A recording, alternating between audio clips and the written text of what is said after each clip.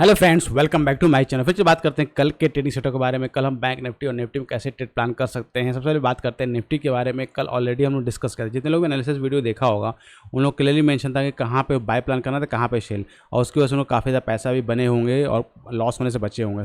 और साथ ही आप जो इतने लोग टेलीग्राम ग्रुप में ऑलरेडी जुड़े हैं उनको भी ऑलरेडी मैंने मॉर्निंग में मैसेज किया था कि निफ्टी जो है आपके शॉर्ट कवरिंग जो गैप अप हुआ उसको फिल करने जा सकता है, और फाइनली फिल भी किया और एक अच्छा प्रॉफिट बना होगा।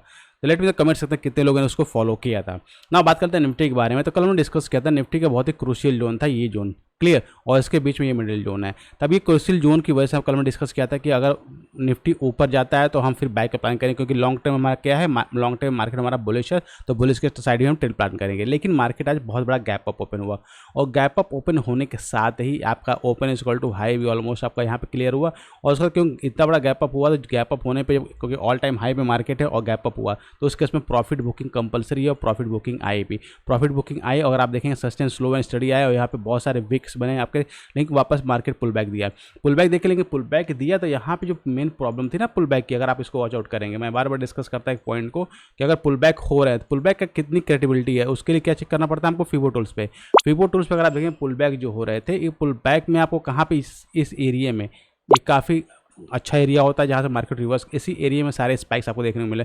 दैट मीन्स इस लेवल पे क्या होता है, अच्छी खासी लेवल पे शॉर्टिंग हो रही थी, तो उसी वजह से क्या होता है मार्केट ऊपर जा नहीं पा रहा था, और फिर मार्केट वहाँ से स्लाइटली आपका नीचे आया। नीचे कहाँ तक आया, अगर आप देखेंगे ये पुल बैक लिया, फिर मार्केट वन साइडेड आपको नीचे आया, और जो टारगेट हम लोगों का था, टारगेट इसको इसने हिट किया, और फिर क्योंकि ये इंपॉर्टेंट जोन था तो फिर से वापस मार्केट यहाँ पे होल्ड किया, और होल्ड कर लास्ट आपको देखेंगे फिर से रिकवर करके जो है फिर से कंटिन्यूस 13 सेशन में आपका निफ्टी जो है ऑल टाइम हाई के पास न्यू हाई लगा के क्लोज हुआ। तो काफ़ी इंटरेस्टिंग आपका पैटर्न दिख रहा है ना। अब कल के लिए ट्रेड प्लान कैसे करना है, निफ्टी के लिए बहुत ही इंपॉर्टेंट पॉइंट है, निफ्टी कैसे हमको ट्रेड प्लान करने वाले। देखिए अभी क्या है, निफ्टी ऑल टाइम हाई पे और एक बहुत ही अच्छा सा पैटर्न है, अगर आप देखेंगे ध्यान से तो यहाँ पे एक ट्रायंगल टाइप का पैटर्न क्रिएट हो रहा है निफ्टी में, क्लियर।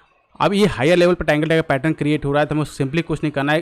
ट्रायंगल टाइप का पैटर्न में क्या होता है, compression. Compression in the sense क्या होता है कि जहाँ पे ऊपर भी बायर है, ऊपर सेलर है, नीचे बायर है, ऊपर सेलर नीचे बायर, तो इससे क्या होगा कि मार्केट जो है कंसंट्रेट करने लगती है, कि मार्केट एक लेवल पे आकर दोनों अपनी पावर आजमाइश करते रहते हैं, तो उस पावर में जो भी यहाँ पे जीतेगा उसके साइड हमको होना है। तो सिंपली हमको वॉच आउट करना है कि अगर ट्रेंड लाइन का ब्रेकआउट होता है तो ब्रेकआउट पे बाय नहीं करना है, क्योंकि ऑल टाइम हाई पे तो हमें कंफर्मेशन भी चाहिए। तो यहाँ पे क्या करना है, हमको वेट करना है एक पुल बैक का, पुल बैक होकर निकलता है, देन आप इस लेवल पे एंटर करेंगे और स्टॉप लॉस लगा के टारगेट आपका फर्स्ट टारगेट आपका यहाँ तक होने वाला है जो ऑल टाइम हाई था। इसके बाद अगर आप फिर से निकलता है तो फिर से अपनी पोजीशन को आप टेल कर सकते हैं।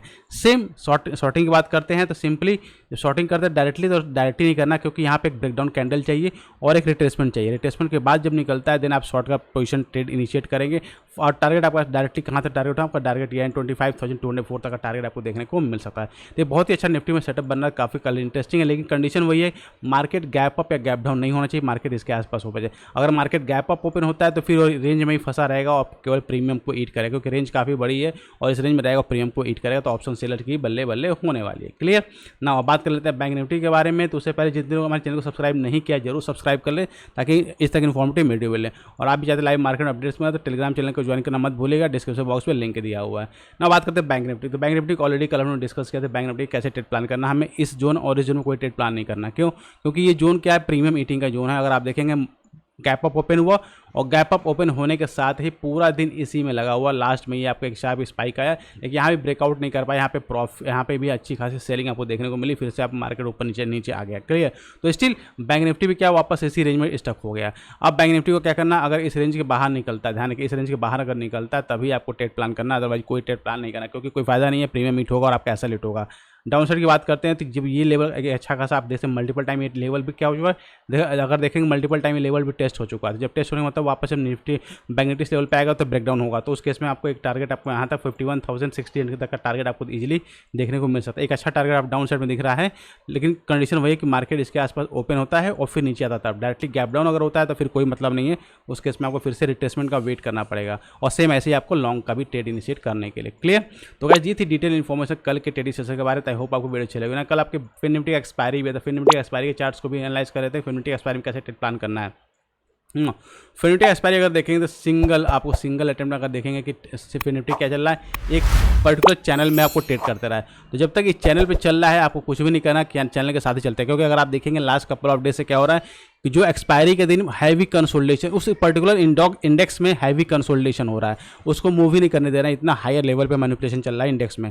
क्लियर? तो चांसेस है कल फिर निफ्टी एक्सपायरी तो वापस इसको बहुत हाई लेवल मैनिपुलेट किया जाएगा। तो उस केस में अगर आप सेल के ट्रेडर हैं तो आप सेल करके आप पैसे बना सकते हैं।